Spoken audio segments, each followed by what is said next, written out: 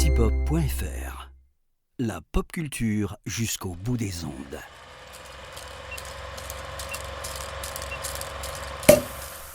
Bonjour à toutes, bonjour à tous. Bienvenue dans ce 27e numéro du calendrier de l'après de l'apéro ciné. Je suis Antoine et aujourd'hui, je vous propose de revenir sur un moment tragique de l'histoire. En effet, le 27 janvier 1945, le monde découvrait l'horreur perpétuée en Pologne.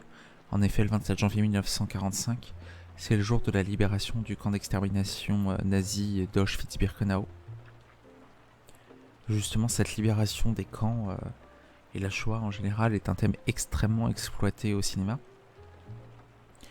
Mais aujourd'hui, je vous propose de revenir sur un film de Samuel Fuller qui s'appelle Au-delà de la gloire, qui est sorti en 1980 et qui raconte justement en partie l'expérience personnelle du réalisateur qui a combattu dans les rangs américains et qui va suivre une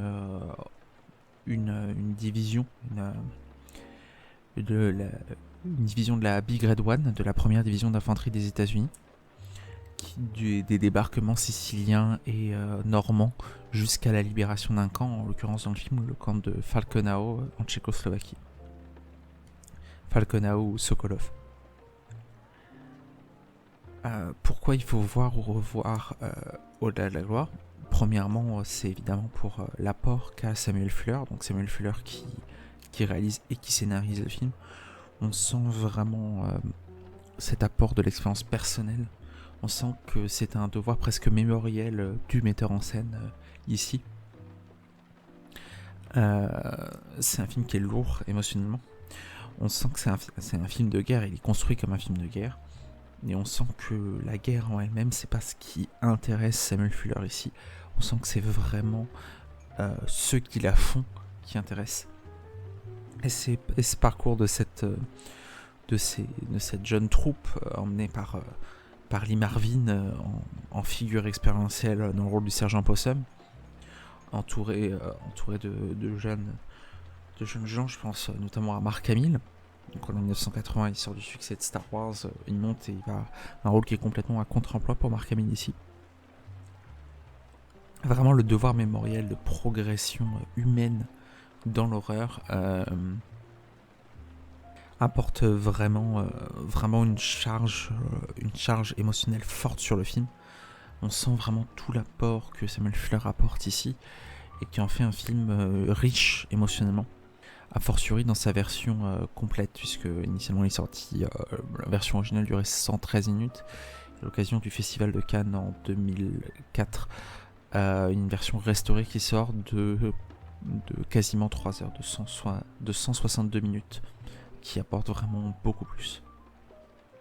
La deuxième raison, à notre sens, de voir ou revoir Au-delà de la gloire, ou The Big Red Run en version originale, c'est pour la performance de Lee Marvin. On l'a dit, le casting est riche, que ce soit du côté américain, donc il y a Mark Hamill, on l'a dit, on peut citer Robert Carradine aussi.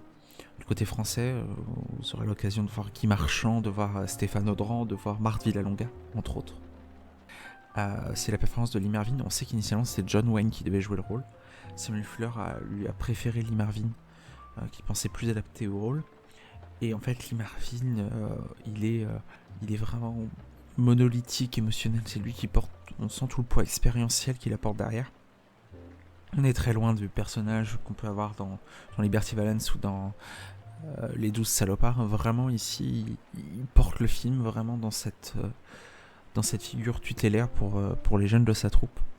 Il est bluffant tout du long du film, et a fortiori dans son dernier segment, où il encadre, il irradie en fait de prestance, de charisme, sans avoir un rôle trop fantasque. On est presque sur du sous-jeu, tout en retrait, tout en simplicité de jeu. Mais Lee Marvin est absolument bluffant ici, justement car il excelle dedans, dans cette figure américaine. Alors le film dans les années 80, mais dans cette figure américaine vieillissante un peu, en conflit avec les nouveaux acteurs, et qui est très bon dans le contexte filmique de cette Seconde Guerre mondiale, ici dans cette troupe. Et enfin, la dernière raison de voir ou revoir Au-delà de la gloire, c'est pour son dernier segment absolument terrifiant, On est presque sur du cinéma d'horreur, mais d'horreur psychologique. C'est partie de ces expériences cinématographiques qui marquent au fer rouge les derniers segments. Vous l'aurez compris, il parle de libération de camps de concentration.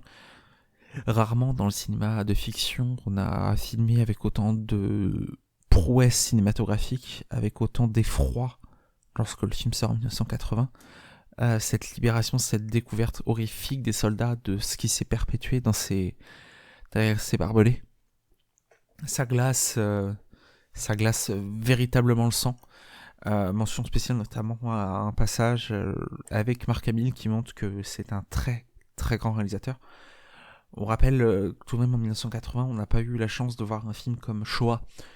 Donc c'est encore quelque chose, les camps de concentration qui restent assez nouveaux au cinéma. Et sur grand écran, a fortiori dans un film quand même important, Au-delà de la gloire, c'est présenté à Cannes. Et c'est quand on remet dans le contexte, c'est encore plus effrayant de voir comment Samuel Fuller a choisi de le montrer d'une manière très naturaliste, et voilà, on pense à ce plan dans ce dernier segment de film avec Mark Hamill. Ceux qui ont vu le film verront sûrement le plan mentalement. C'est un film qui choque, qui marque mentalement. On n'en sort pas indemne, mais c'est un très très grand film de cinéma sur un sujet qui est capital. Encore plus aujourd'hui, maintenant que les descendants et ceux qui malheureusement ont vécu l'horreur à cette époque-là décèdent malheureusement de mort naturelle, plus naturelle qu'à cette époque-là. Ils sont de moins en moins nombreux à pouvoir faire un devoir mémoriel, et ce genre de film nous rappelle l'importance qu'est ce devoir mémoriel sur cette période-là. C'est sur cette note triste mais importante que se termine ce 27e numéro du calendrier de l'après de l'apéro ciné. Je vous souhaite à toutes et à tous une très bonne journée et je vous dis à demain pour un nouveau numéro.